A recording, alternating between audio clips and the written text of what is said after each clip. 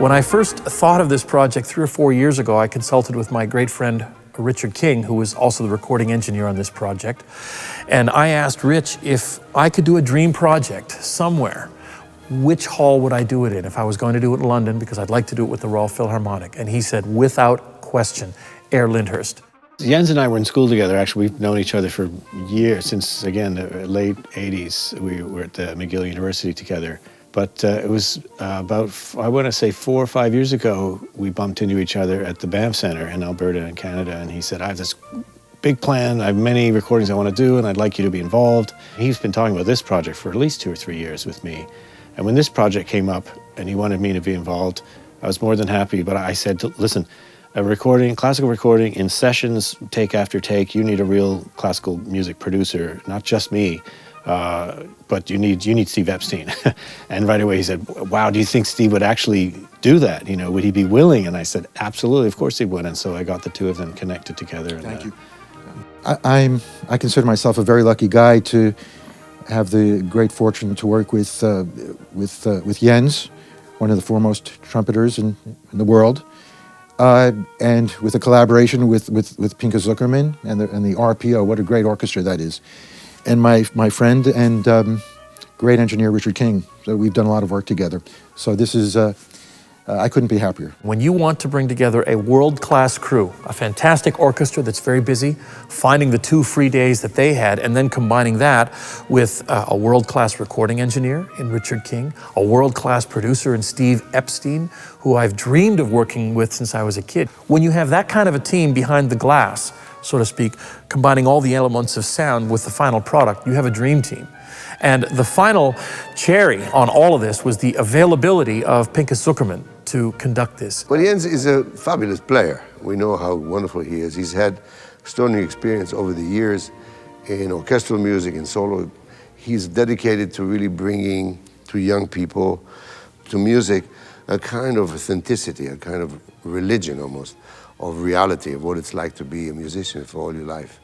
And the only thing I can say is I applaud him and I bow to his hoping that it'll go on for a long time. The dream of coming in here, the very first notes played in this hall, the way it rings, it just made me feel like we are going to capture a moment in time that's going to stay forever.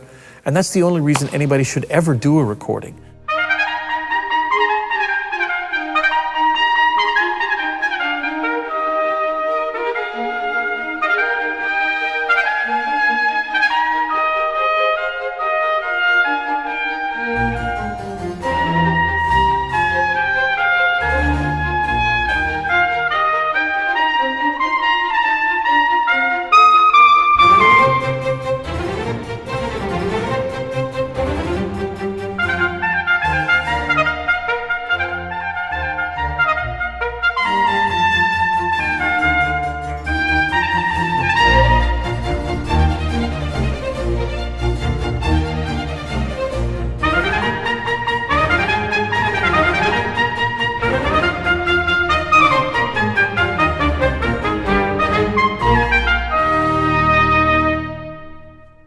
This particular horn, the one that I'm holding here, is an instrument that was designed for me by the Yamaha Corporation.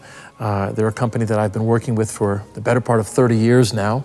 And to celebrate the fact that the Haydn Trumpet Concerto, which was written in 1796 for a brand new instrument, which was the first time, in fact, that trumpets could play chromatically, diatonically and chromatically. The entire scale was now available to us. In other words, the Haydn is ground zero for all trumpet playing, regardless of any style, to this day.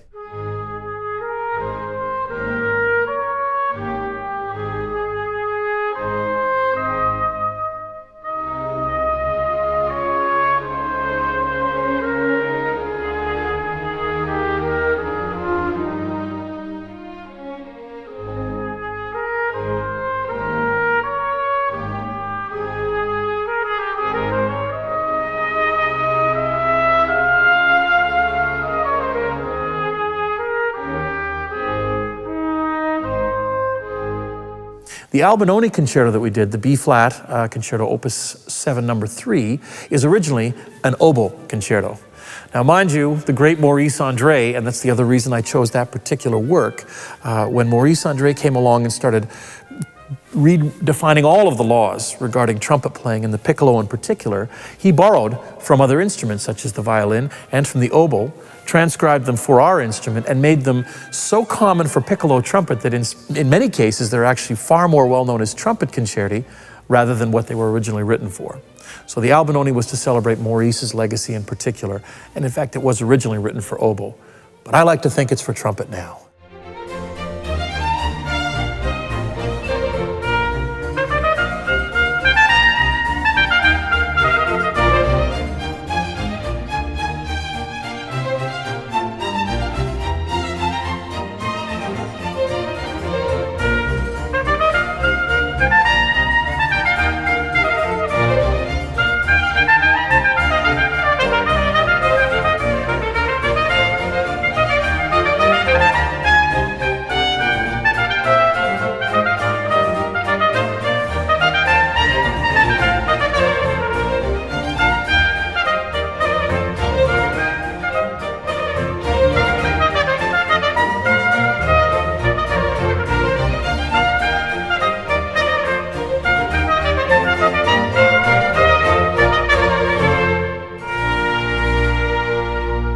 The opportunity to get to do this in this kind of a setting and with these artists, there are a lot of things that come into play and a lot of people that have to be thanked behind the scenes.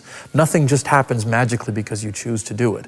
There's a lot of pieces of the puzzle that go into play. And one thing I would encourage young musicians to do, and I tell them this all the time, be friends with people that you get to meet along the way. Whether they're your fellow students at college who, as you become professionals later in life, you're going to help each other out. Be friends to people that can mentor you artistically, as Pinchas does with so many young artists. And also remember the symbiotic relationship between arts and patronage. Our duty as artists is to perform something in a manner that is sharing it with an audience or with people that can help us behind the scenes. That's our job. It's not to impose, it is to embrace. And I think if young people especially keep that in mind, you might be amazed at how quickly the dominoes can start to fall into place when you have a dream project such as this.